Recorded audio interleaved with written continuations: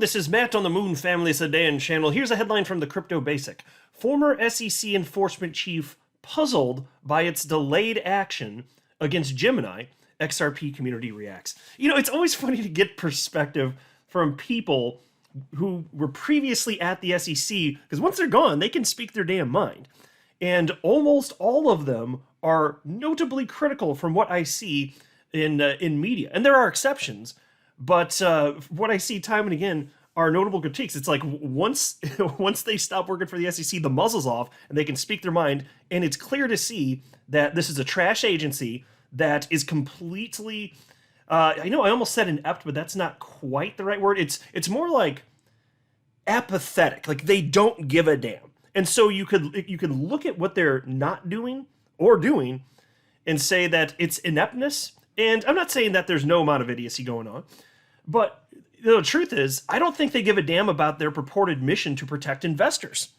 That's what it looks like to me. So there are comments from attorney John Deaton as well as attorney Jeremy Hogan on this very topic. And then there's also this headline from You Today. Ripple lawsuit. Settlement with SEC might include this agreement per John Deaton. But before going further, I do want to be clear, I do not have a legal or financial background of any kind. I am not offering legal or financial advice, and you definitely should not buy or sell anything because of anything I say or write. I'm just an enthusiast who enjoys making YouTube videos about crypto-related topics, but just as a hobby, and just for fun.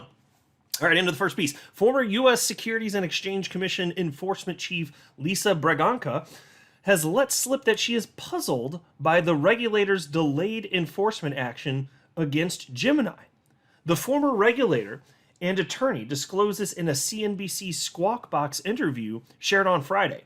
According to Braganca, it is not clear why the SEC has known about this product for over a year, per recent statements from Gemini's Tyler Winklevoss, and refused to intervene till now, despite its clear stance on products like the Earn program Gemini offered. Yeah, so, you come to learn that, and it was cited by Lisa Braganca, former SEC official, in this interview on national television, that the SEC had actually been investigating Gemini's Earn program for over a year, took no action, waited for things to fall apart, and then decided it was time to jump in. This is a completely reactionary firm, except for when they go on the attack for completely ridiculous reasons to harm investors, as is the case in the SEC v. Ripple suit. It seems like just about no matter what the hell they do, it's bad. There are rare exceptions to this. Like, fine, go after BitConnect, go after FTX, super duper, we can get behind that stuff. But even then, it's reactionary. Even then, it's reactionary. So it's like, Jesus Christ. These freaking guys. The SEC has known about this product for a long time, yet it allowed this to continue, Braganca said. The SEC has been clear for years that something like this Earn program is a security, so it's puzzling why they didn't come to a resolution of this a long time ago. The end quote. Let's go ahead and highlight what attorney Jeremy Hogan had to say. I mean, a lot of people were spouting their opinions, and it was very interesting to read through the comment section in this thing. But here's what attorney Jeremy Hogan had to say. Former SEC enforcement chief Braganca is puzzled as to why, and that's a quote, by the way, literally puzzled, as to why the SEC knew about the Gemini lending program, but allowed it to continue for at least a year before telling it to stop. I wonder what she'd say about the 5 to 6 years the SEC allowed Ripple to sell XRP. Oh yeah, I'd be curious to hear her spout off on that. Now, of course, the truth is, Gary Gensler, he's all about forming this particular narrative, and I think that heavily sways the direction in which the SEC goes in terms of who they want to sue. For example, we've all been protected from a Kim Kardashian tweet. You may recall that Kim Kardashian was sued for an Ethereum Max token ad in which she got paid, I believe, $250,000. And she ended up having to pay 1.25 million back anyway. It was somewhere in that area anyway. And so that's the type of stuff that Gary Gensler's SEC is focusing on. They were investigating Gemini, not taking action on this. They're more concerned about a publicity stunt by going after Kim Kardashian. And by the way, she disclosed that it was an actual advertisement. There was nothing nefarious going on there, but still the SEC pounces on that before taking action on something like this. And then 5 to 6 years, allowing Ripple to sell XRP? Okay, well, why? I think in the early days, it's pretty obvious. The SEC, again, apathetic, but also I think didn't know what the hell to do when it came to the entire cryptocurrency asset class. And it was so young, especially in the earliest of days, that it still wasn't as wild back then to speculate that perhaps the entire asset class would cease to exist. Now, today, that's completely absurd. In 2023, if you think there's a chance that crypto will cease to exist, it's starting to sound like you're in Looney Tunes land. Now, if you said that a decade ago, you're not in Looney Tunes land. It's just a hotly contested issue back then, but now it's pretty damn clear things are here to stay. So I can see in part why that's the case. But regardless, you see the pattern here, don't you? You see the pattern of, whatever, SEC. Oh, Kim Kardashian, let's sue. Because reasons, folks, because reasons.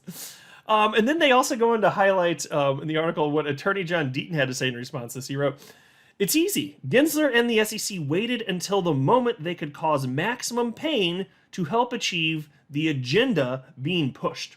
And so attorney Deaton thinks that it's actually a bit more nefarious, which I wouldn't put it past them anyway.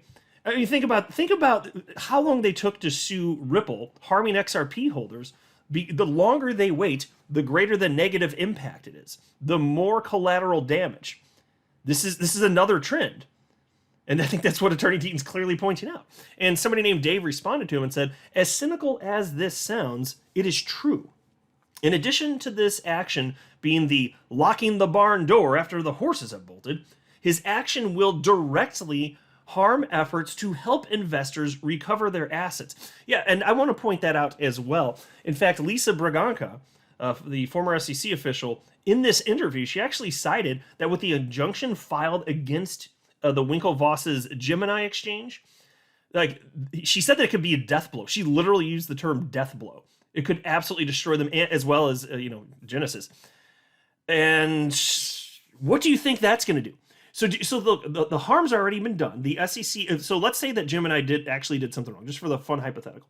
The SEC allowed them to get away with it for a long time, waited until FTX blew up until going after them. So they allowed it to get worse and worse and worse. Now they're coming in with the quote-unquote fix. What does the fix do, though? Well, it makes it that much less likely that the harmed investors will get money back, because you could actually put Gemini as well as Genesis out of business completely. It may no longer exist. And if that happens, then those entities will not be able to get the funds back for anybody. And this is causing more harm, and it's going to cost more money that could be going to these people. So I'm just highlighting. And then attorney Deaton said in response to what Dave wrote there, maybe the SEC will become the second largest creditor in a Gemini bankruptcy, like it is in the BlockFi bankruptcy. That's how this SEC operates under Gary Gensler. He protects investors somehow by making sure the SEC is at the front of the bankruptcy line ahead of customers. Yeah, and attorney Deaton's correct on that as well. The SEC is one of the largest creditors in the BlockFi bankruptcy. And they're owed that money because they sued BlockFi. Because it was an interest-earning program, you may recall there, which put BlockFi in a very, very difficult financial position, which is what prompted them ultimately to partner up with FTX, which ended up being a Ponzi scheme. That may not have happened otherwise. Now, of course, you can still blame BlockFi if they didn't do sufficient due diligence, fine. But I'm just saying that still wouldn't have happened if not for this. So, you're in a situation here, again, where Gemini and Genesis may cease to exist. And who's going to get paid? Fines, disgorgements, where's money going to go to? Might it go to the SEC ahead of those harmed investors, as was the case with BlockFi? Well, let's see what happens. XRP community member XRP Breezy wrote to Jeremy Hogan and said, "My question is, Coinbase was trying to offer the exact same product, but was explicitly told not to before offering it. Nobody can sell me that the SEC needed a year to investigate Gemini before they could file the lawsuit under the guise of protecting retail." Yeah, I'm with you on there. And I do know it still takes some amount of time to put a lawsuit together, but not that much time. How long did it take the SEC to sue FTX after they went bankrupt? They can put something together rather quickly. They didn't. So XRP Breezy makes an absolutely salient point here. They didn't want to. They were apathetic. Pick your damn reason. This is the behavior that we're seeing. We can speculate on the intent. Look at what they're actually doing. They're displaying apathy. And you can call it incompetence too if you want to. I really just think it's more so they just don't give a damn. They're getting theirs regardless. It's a government agency. What the hell do they care? And then there's this story from you today. Ripple lawsuit. Settlement with SEC might include this agreement per John Deaton. And it covers this. There is a tweet from somebody named Michael within the XRP community who had a question for attorney John Deaton. And he wrote, John Deaton, any chance that this judge rules on keeping the Hinman documents sealed soon? I'm thinking this may jumpstart a potential settlement. Is it possible for a settlement between them that would include them not being accessible to public? Or is it too late? And yes, indeed, that's an interesting question. I'm still quite curious. I'm sure many of you, if not all of you, are curious as to, are we going to get to see those Hinman documents? Are they going to be sealed in the SEC v. Ripple case? The answer is maybe. They actually might be. Although, even if that happens, as Attorney Deaton points out, it doesn't mean we won't see it in the future. Check this out. Here's Attorney Deaton's response. If there is a settlement, it would include an agreement to not disclose any documents received during the litigation of the case. But Ripple isn't going to be the only company that seeks disclosure of those documents. Other defendants sued by the SEC will, FOIA litigation, etc., etc. That's FOIA, of course, Freedom of Information Act litigation. So what he's saying is there will be a lot of other interested parties in future lawsuits the SEC brings, in which these Hinman emails will be just as relevant.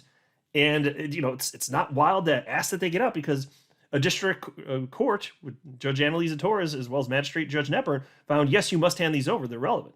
So the idea that they at some point get out in the future via another lawsuit, even if not as a result of the Ripple suit, it seems probable, actually. Because the SEC is going to be going on a suing bonanza. It's going to be ridiculous. You get a lawsuit, and you get a lawsuit, and you get a lawsuit. Everyone gets a lawsuit! That's how the SEC's behaving here, my friends. I'm not a financial advisor. You should not buy or sell anything because of anything I say or write. That would be a very, very, very bad idea. Until next time, to the Moon Family Sedan.